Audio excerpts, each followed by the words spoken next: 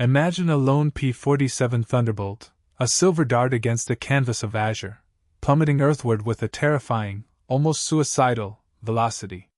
It was a dive so steep, so utterly defiant of standard procedure, that it bordered on madness. Was it bravery, the kind that wins wars? Or was it simple recklessness, a pilot throwing away his life and his machine in a futile gesture? The answer, astonishingly, was neither. It was something far more calculated, far more impactful, than anyone could have predicted.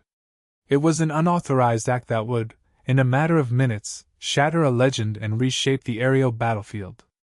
Our story begins with Lieutenant Robert Bob Johnson, a name perhaps not etched in the grand annals of aerial warfare like some of his more celebrated contemporaries. He wasn't a flashy, flamboyant character, nor did he possess an aristocratic pedigree. Bob was, by all accounts, an ordinary man thrust into extraordinary circumstances. His training had been rigorous, instilling in him the core principles of aerial combat. He was determined, certainly, possessing a quiet, almost unassuming confidence.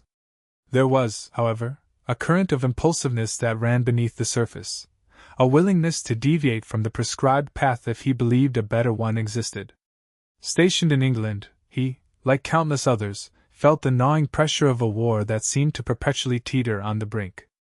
The air war over Europe was a brutal chess match, and in the early stages, the Luftwaffe held a distinct advantage. Within Bob's squadron, a palpable sense of frustration was brewing. Consistent Luftwaffe air superiority meant Allied bombing raids were suffering unacceptable losses. Day after day, the young men watched their comrades disappear into the flak-filled skies, never to return. The feeling of helplessness was a heavy shroud, suffocating their morale. They were good pilots, well trained, but they were facing a relentless and increasingly sophisticated enemy. That enemy was typified by squadrons such as Jägerschwader 26, or JG-26, a name whispered with a mixture of fear and respect. These were seasoned veterans, flying cutting-edge aircraft, honed by years of combat experience. Their pilots were masters of the skies, ruthless and efficient in their deadly craft. Within JG-26 resided individuals like Hauptmann Erich Hartmann, a pilot of almost mythical skill, credited with an astounding number of aerial victories. He was the epitome of the Luftwaffe ace, a symbol of the seemingly insurmountable challenge facing the Allied airmen. The tension within Bob's squadron reached fever pitch following a particularly grim briefing. The target, a strategically vital ball-bearing factory deep within enemy territory. The mission was deemed crucial to crippling the German war machine, but the inherent risks were almost unbearable to contemplate. The odds of success were painfully low. They knew they would be flying straight into a hornet's nest, facing heavy anti-aircraft fire and the full fury of the Luftwaffe's elite fighter squadrons. The faces around the briefing room were grim, etched with a mixture of apprehension and grim resolve. Bob listened intently, his brow furrowed in concentration, but beneath the surface, a simmering discontent was brewing. He couldn't shake the feeling that their current tactics were fundamentally flawed. They were predictable, relying on established formations and textbook maneuvers. The Luftwaffe knew exactly what to expect, and they were exploiting that knowledge with devastating effectiveness. Johnson felt they were walking into a trap, leading to unnecessary losses, deaths that could be avoided. He felt that there was a better way, a more aggressive, disruptive approach that could throw the enemy off balance and turn the tide of battle. The seed of a daring, almost reckless, plan began to take root in his mind. A plan that would be tested, and one that he knew could get him court-martialed. The Second World War hangs in the balance. If you like what you hear, subscribe and hit the bell to be notified when Part 2 drops, where we see what happens next. The bombing raid commenced under a sky heavy with foreboding. The Allied bomber formations, lumbering giants of the air, droned steadily towards their target, a vital cog in the Nazi war machine. But the sky was not theirs alone. Almost immediately, a curtain of flak erupted from the ground, black bursts of anti-aircraft fire clawing at the sky, seeking to tear apart the fragile metal birds. The air grew thick with smoke and the acrid smell of explosives. Then, like predators emerging from the shadows, the Luftwaffe fighters descended. The American fighter escort, valiant though they were, found themselves stretched thin, struggling to protect the vulnerable bombers. The Luftwaffe pilots, masters of their craft, pressed their advantage, weaving through the formations with deadly precision. Allied fighters, caught in the crossfire, began to peel away, trailing smoke and fire. Desperation clawed at the edges of the American resolve as more and more bombers succumbed to the onslaught, plummeting earthward in fiery spirals. The sky, once a symbol of freedom, transformed into a terrifying graveyard of shattered metal and broken dreams. Amidst the chaos, Johnson received a direct order from his flight leader. "Maintain escort formation! Protect the bombers! That's an order!" The words crackled through his headset, clear and concise. He understood the importance of the directive. The bombers were the key to crippling the enemy, and their protection was paramount. But as he scanned the chaotic scene unfolding before him, he saw a critical flaw in the strategy. They were sitting ducks, predictable targets for the relentless Luftwaffe fighters. He glanced at the altimeter, then back at the carnage. This was not going to end well. Leading the charge for the Luftwaffe was the skilled pilot, Hauptmann Erich Hartmann. His aircraft, a sleek and deadly Messerschmitt Bf 109, danced through the sky with lethal grace. He personally accounted for several downed bombers, his guns spitting fire with ruthless efficiency. He then engaged the American fighters, outmaneuvering them with ease, his skill and experience evident in every move. Hartmann was a predator at the top of his game, a symbol of the overwhelming force arrayed against the Allied airmen. Bob wrestled with the agonizing decision. To obey orders was to adhere to the established chain of command, to uphold the principles of discipline and teamwork. But to do so, in his estimation, was to condemn more of his comrades to a fiery death. He weighed the potential consequences of disobedience, court-martial, disgrace, even imprisonment. But against that, he placed the faces of the young men he had seen fall from the sky, the families they had left behind, and the burning conviction that there was a better way. He saw the tactical advantage, a fleeting window of opportunity amidst the chaos. The Luftwaffe fighters were operating in tight, predictable formations. Their focus was entirely on the bombers and the defending escort. They weren't expecting a direct, head-on assault. A sudden, aggressive maneuver could disrupt their formations, create confusion, and give the Allied fighters a chance to regain the initiative. It was a calculated risk, a gamble with potentially catastrophic consequences. But in Bob's mind, it was a risk worth taking. He needed to disrupt this attack. The consequences of his actions could be severe, not only for himself but for the entire mission. Disobeying a direct order was a serious offense, punishable by severe penalties. And if his plan failed, if he was shot down or captured, he would have achieved nothing but to become another casualty. His fellow pilots would watch in disbelief as he broke formation, wondering if he had lost his mind. But Bob knew what he had to do. He had to act.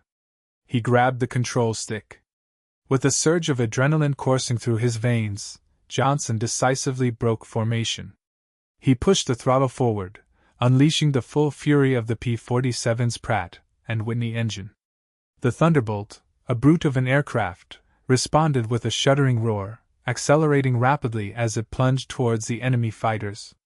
He adjusted the angle of his dive, aiming for a point just ahead of the leading wave of Luftwaffe aircraft. He had to commit fully. There was no turning back now. The maneuver was breathtakingly audacious, a high-stakes gamble that defied all conventional wisdom.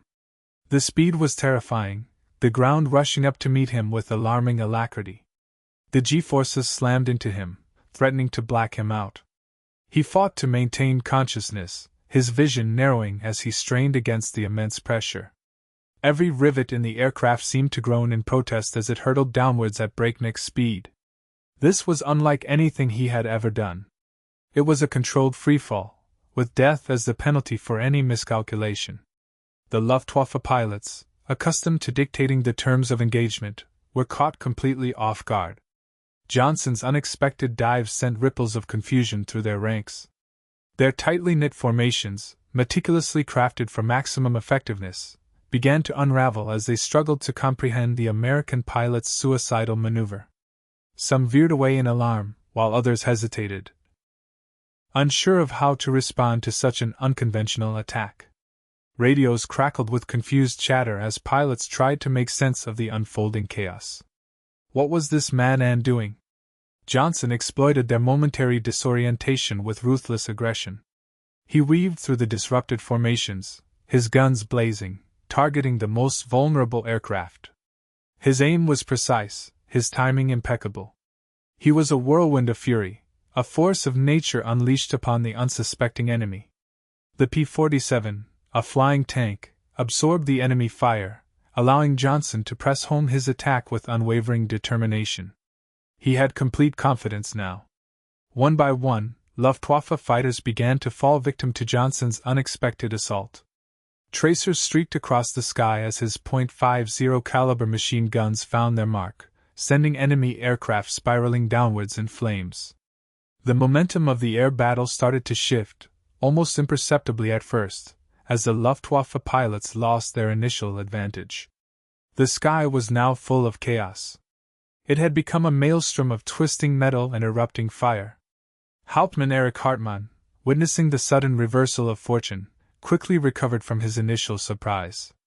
Recognizing the threat posed by the lone American fighter, he turned his attention to Johnson, his eyes burning with fierce determination.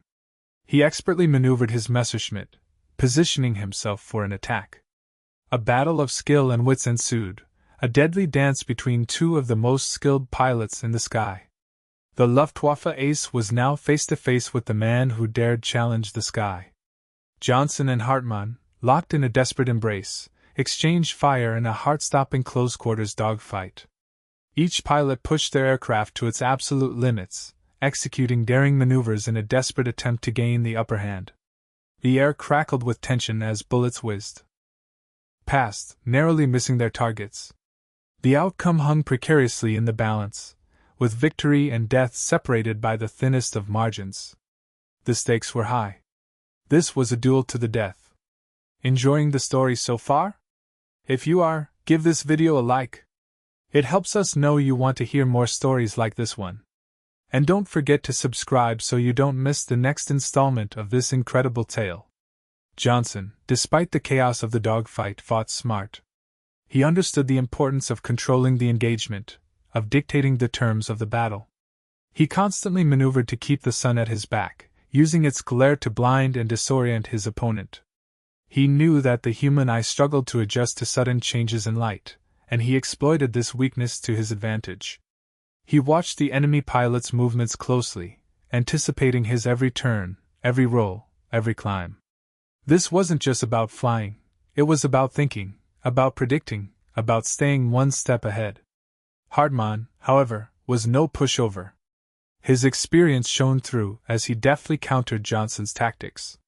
He refused to be drawn into a purely reactive game, instead relying on his superior aircraft and his own considerable skill to maintain the pressure. He executed a series of flawlessly timed barrel rolls, evading Johnson's fire with inches to spare. His movements were fluid and precise, a testament to countless hours spent honing his craft. He was a formidable opponent, a true master of the skies. This dance could not last forever. Several times, death came calling, closer than Johnson liked. A burst of cannon fire tore through his wing, sending shudders through the airframe. Another narrowly missed his cockpit, showering him with splinters of perspex. His plane was taking a beating, but he refused to yield. He gritted his teeth, wrestled with the controls, and fought on, fueled by a mixture of adrenaline and sheer determination. The fuel gauge was dropping, and his ammunition was running low. The clock was ticking. But there was something else at play, something that went beyond the technical aspects of aerial combat. Johnson's unexpected dive and relentless attack were having a profound psychological impact on the Luftwaffe pilots. They had come to expect easy victories, to dominate the skies with impunity. Now, they were facing a wild card, an unpredictable force that was disrupting their plans and challenging their assumptions. They became more cautious, less aggressive, their confidence shaken by the audacity of the lone American pilot. He was getting in their heads.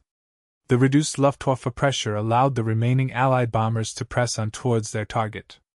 The flak was still intense, and losses continued to mount, but the bombers were no longer facing the relentless onslaught of enemy fighters. They had a fighting chance, a glimmer of hope in the face of overwhelming odds. One by one, they released their payloads, bombs hurtling earthward towards the vital factory complex below. The mission, against all expectations, was starting to look like a success. In the heat of the dogfight, Johnson made a mistake, a momentary lapse in concentration that left him briefly exposed. He misjudged a turn, allowing Hartmann to gain a firing solution. The Messerschmitt's guns barked, sending a stream of bullets tearing into the Thunderbolt's engine. Smoke billowed from the damaged power plant, and the aircraft began to lose altitude. The vibrations were intense, threatening to shake the plane apart. His vision blurred. This was bad. Johnson now faced an agonizing dilemma. His plane was critically damaged, his chances of survival diminishing with each passing second. He could bail out, parachute to safety, and risk capture by the enemy. Or he could stay in the fight, try to inflict more damage on the Luftwaffe, and hope against hope that he could somehow make it back to base. Each option carried its own risks, its own potential rewards. The decision weighed heavily on his mind, a burden of responsibility in the midst of the chaos. What was he going to do? Despite the damage, despite the odds stacked against him, Johnson refused to disengage. His jaw set, he gripped the controls tighter, fighting to maintain control of the crippled Thunderbolt. Bailing out was an option, a tempting one, but it wasn't in his nature to quit. He wasn't about to abandon his comrades, or allow the Luftwaffe to regain the upper hand. He would fight until the very end, even if it meant going down with his plane. His resolve hardened, he focused on the task at hand. He had to keep fighting. Even with a damaged engine and a shuddering airframe, Johnson wasn't finished. He scanned the sky, searching for vulnerabilities in the enemy formations. The Luftwaffe pilots, still reeling from his initial attack, were scattered and disorganized. He identified a lone Messerschmitt, lagging behind the main group, its pilot seemingly disoriented. It was a target of opportunity, a chance to inflict more damage on the enemy and further disrupt their attack. He pushed the Thunderbolt, sputtering and groaning, towards the straggler. Johnson's bold actions triggered a chain reaction within the Luftwaffe squadron. The initial shock of his dive, coupled with the loss of several aircraft, had sown seeds of doubt and confusion. Now, seeing their comrades falling prey to a damaged American fighter, their morale crumbled further. Pilots hesitated, second-guessing their decisions, losing the coordination and aggression that had characterized their earlier attacks. The tight formations dissolved into a chaotic mess as individual pilots struggled to regain control of the situation. The strategic importance of Johnson's actions became increasingly apparent. He wasn't just winning individual dogfights, he was disrupting the entire Luftwaffe attack, blunting their offensive capabilities and buying precious time for the Allied bombers. His single act of defiance had transformed the entire complexion of the air battle, turning the tide in favor of the Americans. The Luftwaffe, once a seemingly unstoppable force, was now on the defensive, struggling to cope with the unexpected challenge. High above, the remaining Allied bombers, battered but unbowed, successfully completed their bombing run. Tons of explosives rained down on the ball-bearing factory, crippling its production capabilities and dealing a significant blow to the German war effort. Smoke billowed skyward, a testament to the effectiveness of the raid. The bombers, their mission accomplished, turned for home, their crews breathing a collective sigh of relief. They owed their success in no small part to the courage and audacity of the lone P-47 pilot who had dared to challenge the Luftwaffe. Hauptmann Erich Hartmann, witnessing the Allied bombers escaping and his own squadron in disarray, felt a surge of frustration and anger. He had been outmaneuvered, outfought, by an American pilot flying a damaged aircraft. His pride stung, his reputation tarnished. He had failed to protect the bombers, failed to maintain control of the air battle. The realization that Johnson had effectively thwarted their mission fueled his determination to settle the score. He would not let this American pilot escape. Despite the damage to his aircraft, Johnson managed to get the upper hand once again. He used his superior knowledge of the P-47's capabilities, its brute strength and surprising maneuverability, to outwit Hartmann. He baited the Luftwaffe ace into a series of tight turns, forcing him to bleed off speed and exposing himself to attack. With a final, desperate maneuver, Johnson positioned himself for a final shot, the culmination of a daring and improbable aerial duel. The moment of truth had arrived. Johnson fired a burst of machine gun fire, the bullets ripping through the air towards Hartmann's Messerschmitt. He saw the rounds strike the enemy aircraft, tearing through the fuselage and wings. A plume of black smoke erupted from the engine, followed by flickering flames. The Luftwaffe fighter, mortally wounded, began to spiral out of control, a grim testament to Johnson's skill and determination. The Messerschmitt plummeted towards the earth, a burning pyre against the backdrop of the war-torn sky. The battle was won. With their leader defeated and their attack in complete disarray, the remaining Luftwaffe fighters lost all stomach for the fight. They broke off the engagement, abandoning their pursuit of the Allied bombers and retreating back towards their own lines. The sky, once filled with the roar of engines and the crackle of gunfire, fell silent, save for the sputtering of Johnson's damaged engine. The enemy had been vanquished, at least for now. Bob surveyed the scene, his heart pounding in his chest. He watched as the retreating enemy fighters disappeared into the distance, their tails between their legs. He saw the Allied bombers, their mission accomplished, lumbering safely towards home, their silhouettes etched against the fading sunlight. He had done it. He had achieved the impossible, single-handedly turning the tide of the air battle and saving countless lives. A wave of exhaustion washed over him, mixed with a profound sense of relief and accomplishment. But the cost of victory was high. Johnson's own plane was severely damaged, riddled with bullet holes and struggling to stay airborne. His engine coughed and sputtered, threatening to give out at any moment. His fuel gauge was nearing empty, the needle hovering precariously close to the red line. He was alone, deep within enemy territory, flying a crippled aircraft with dwindling resources. The journey back to base would be long, arduous, and fraught with peril. He had to focus. The flight back to England was a tense and perilous ordeal. Johnson nursed his damaged aircraft, coaxing every last bit of power from the ailing engine. He flew low, hugging the ground, trying to avoid detection by enemy radar and anti-aircraft batteries. The landscape below was a patchwork of fields and forests, scarred by the ravages of war. Every shadow seemed to conceal a potential threat, every sound amplified his anxiety. He was completely alone.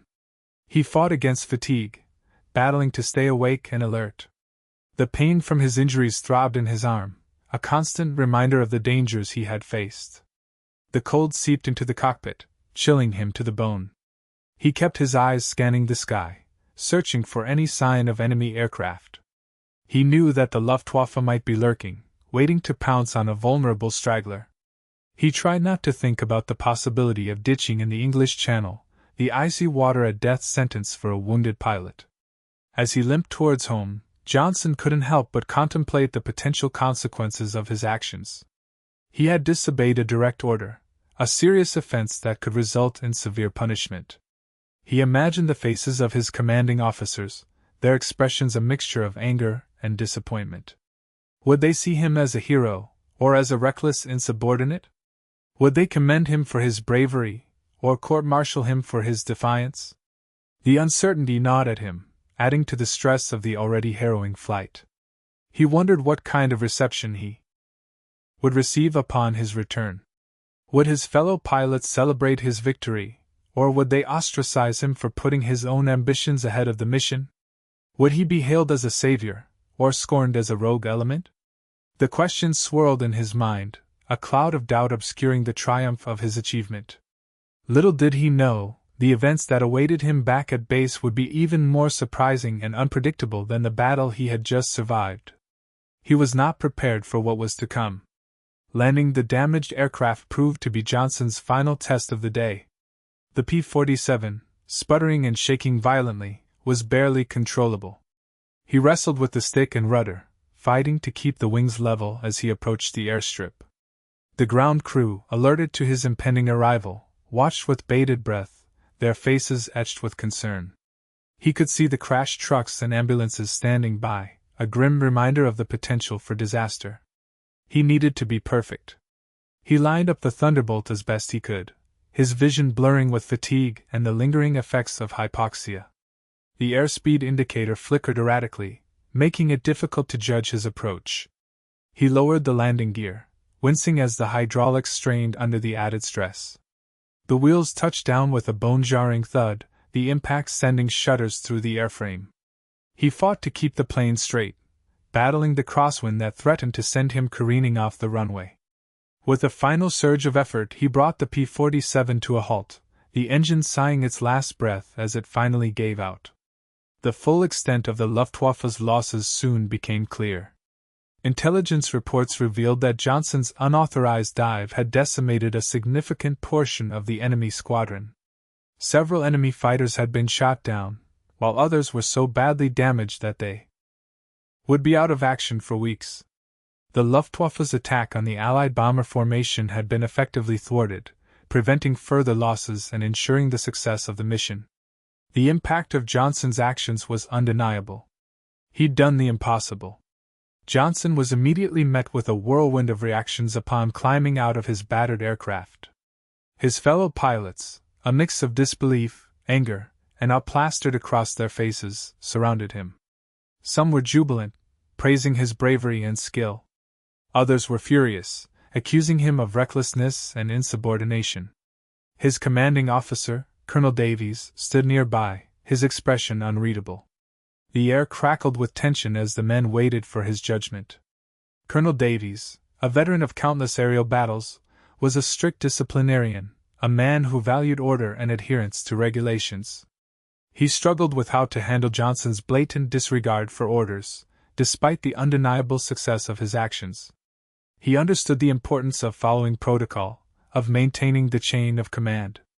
But he also recognized the extraordinary circumstances of the situation, the courage and ingenuity that Johnson had displayed in the face of overwhelming odds. This was no easy decision. A formal investigation was launched to determine whether Johnson should be punished or commended for his actions. A board of inquiry was convened, consisting of senior officers tasked with reviewing the evidence and making a recommendation to Colonel Davies.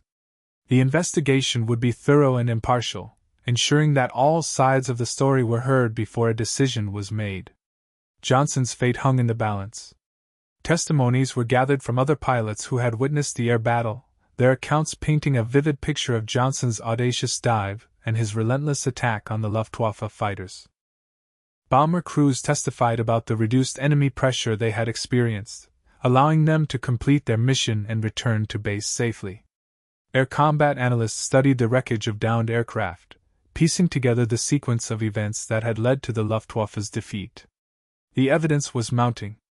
The evidence supporting both sides of the argument continued to emerge, deepening the dilemma facing Colonel Davies and the Board of Inquiry.